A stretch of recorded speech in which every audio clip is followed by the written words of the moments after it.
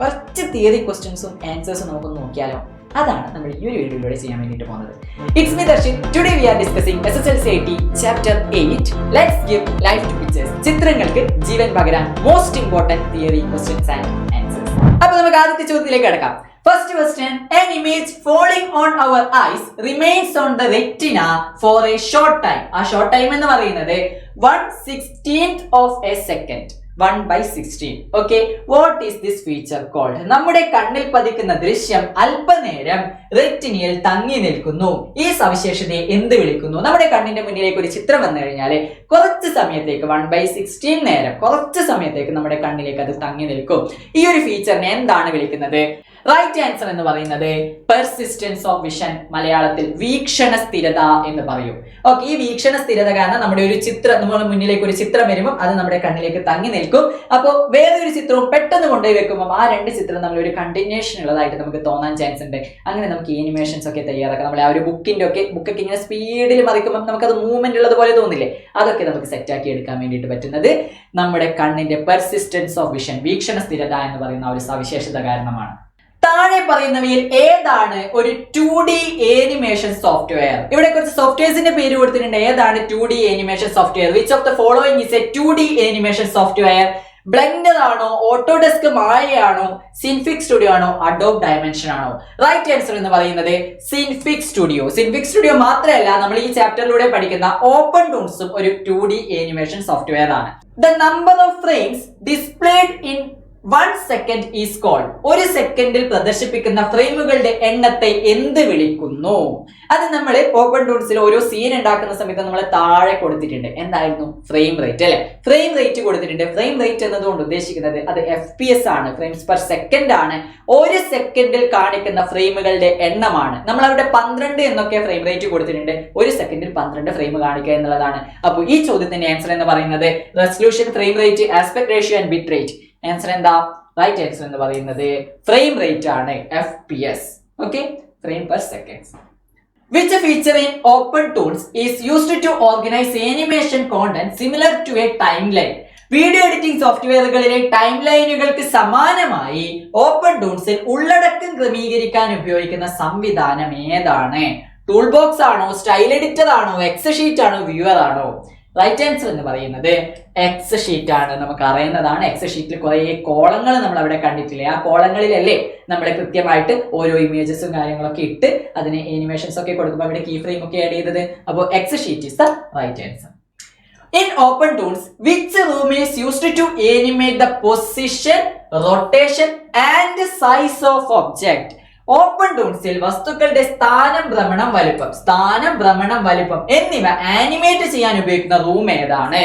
Simple. നമ്മൾ animations ഒക്കെ കൊടുക്കാൻ വേണ്ടിയിട്ട് യൂസ് ചെയ്യുന്ന ഏത് റൂമാണ്? ഡ്രോയിങ് ആണോ, ആനിമേഷൻ ആണോ, ബ്രൗസർ ആണോ? നമ്മൾ യൂസ് ചെയ്യുന്നത് ആനിമേഷൻ റൂം ആണ്. ക്ലിയർ? സിമ്പിൾ ആയിട്ടുള്ള ഒരു ചോദ്യമല്ലേ? The technique in which the software generates intermediate movement between two keyframes is called. രണ്ട് സ്ഥാനങ്ങൾക്ക്, അതായത് കീ ഫ്രെയിമുകൾക്കിടയിലെ ചലനങ്ങൾ സോഫ്റ്റ്വെയർ തന്നെ സൃഷ്ടിക്കുന്ന സാങ്കേതിക വിദ്യ എന്ത് വിളിക്കുന്നു? ആ ഒരു സങ്കേതത്തെ എന്താണ് വിളിക്കുന്നത്? സിമ്പിൾ ആയിട്ട് പറഞ്ഞുതരാം. അതായത് ഇവിടെ ഒരു മനുഷ്യൻ ഉണ്ട്. ഓക്കെ, ഞാൻ ഓപ്പൺ ടൂൾസ് അല്ലെങ്കിൽ സിൻഫിക് സ്റ്റുഡിയോ അങ്ങനെയുള്ള ഒരു ആനിമേഷൻ സോഫ്റ്റ്വെയർ എടുത്തു. ഇപ്പൊ ഓപ്പൺ ടൂൾസ് തന്നെ എടുത്തു. അതിൽ നമ്മളെ ഒരു മനുഷ്യൻ ഇവിടെ വരച്ചിട്ടുണ്ട്. ഇതിനെ നമ്മൾ ഫസ്റ്റ് ഫ്രെയിം ആണെന്ന് വിചാരിക്കാം, അല്ലെങ്കിൽ ഏതെങ്കിലും ഒരു ഫ്രെയിം. അതിനെ ഞാൻ കീ ഫ്രെയിം ആയിട്ട് ആഡ് ചെയ്തു. ഓക്കെ, ഇനി എനിക്ക് ഈ മനുഷ്യൻ എന്ത് ചെയ്യണം? കുറച്ച് സമയം കഴിയുമ്പോൾ ഇവിടെ എത്തണം. ഓക്കെ, അപ്പൊ ഈ ഒരു ഫ്രെയിമും ഞാൻ ആഡ് ചെയ്തു. ഈ ഒരു ഫ്രെയിമിൽ മനുഷ്യൻ ഇവിടെ എത്തണം. മനുഷ്യൻ നടന്നിട്ടോ പറഞ്ഞിട്ടോ എങ്ങനെയോ വന്നോട്ടെ, ഈ ഒരു ഫ്രെയിമും ഞാൻ എന്ത് ചെയ്തു? കീ ഫ്രെയിം ആയിട്ട് ആഡ് ചെയ്തു. Key frame. അപ്പൊ ഇതുവരെ കീ ഫ്രെയിം ആണ്, ഇതുവരെ കീ ഫ്രെയിം ആണ്. അങ്ങനെയാണെങ്കിൽ സോഫ്റ്റ്വെയർ തന്നെ ഇതിന്റെ ഇടയിലുള്ള ബാക്കി ഫ്രെയിമുകൾ, ഈ മനുഷ്യൻ ഇവിടെ നിന്ന് ഇവിടെ വരെ എത്തുന്നത്, ബാക്കി ഫ്രെയിമുകളെ നമ്മുടെ സോഫ്റ്റ്വെയർ ഓട്ടോമാറ്റിക് ആയിട്ട് സെറ്റ് ആക്കി കൊടുക്കും. കാരണം അതിനെയാണ് നമ്മൾ, ആ ഒരു സങ്കേതത്തെ, ആ ഒരു ടെക്നിക്കിനെയാണ് നമ്മൾ ട്വീനിങ് എന്ന് പറയുന്നത്.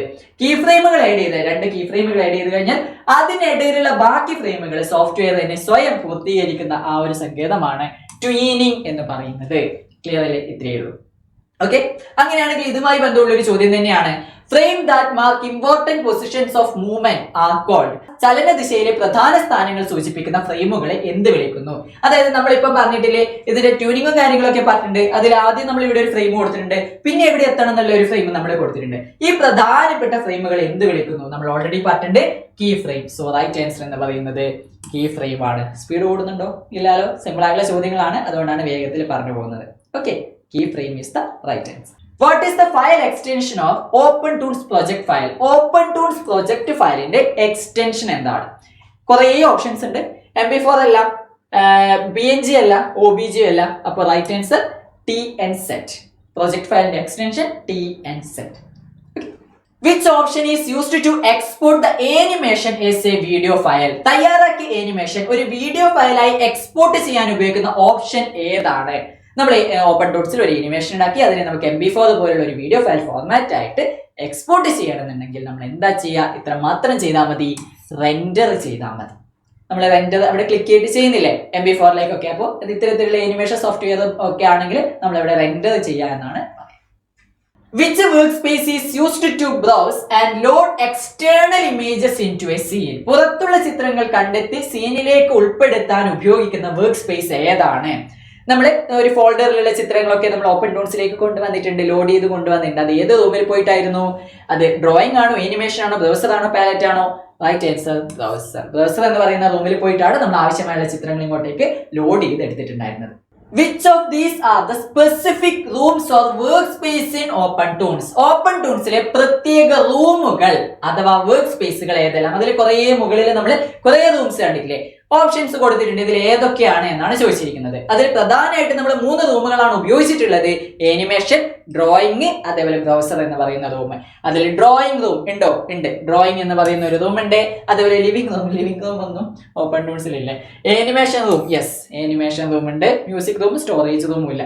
ഈ 2 റൂമുകളുണ്ട്. ഡ്രോയിങ് റൂം എന്തിനായിരുന്നു? ഡ്രോയിങ് പേര് പോലെ തന്നെ ചിത്രങ്ങൾ വരയ്ക്കാൻ വേണ്ടിയാണ് നമ്മൾ ആ ഡ്രോയിങ് എടുത്ത് എന്നിട്ട് മേഘമൊക്കെ ഇങ്ങനെ വരച്ചിട്ടില്ലേ, അതിനു വേണ്ടിയാണ്. ആനിമേഷൻ അതിൻ്റെ അകത്ത് ചലനങ്ങളും പൊസിഷൻ അതേപോലെ സൈസ് ഒക്കെ സെറ്റ് ആക്കിയിട്ട് ആനിമേഷൻസ് കൊടുക്കാൻ വേണ്ടി ആനിമേഷൻ റൂമും എടുത്തിട്ടുണ്ട്. ഒന്നും കൂടി ഉണ്ട്, ബ്രൗസർ എന്ന് ഒന്നും കൂടി ഉണ്ട്. അത് നമുക്ക് ചിത്രങ്ങളെ, പുറത്തുള്ള ചിത്രങ്ങളെ ഇങ്ങോട്ടേക്ക് ലോഡ് ചെയ്ത് എടുക്കാൻ വേണ്ടിയിട്ടാണ് ആ ഒരു റൂം യൂസ് ചെയ്തത്.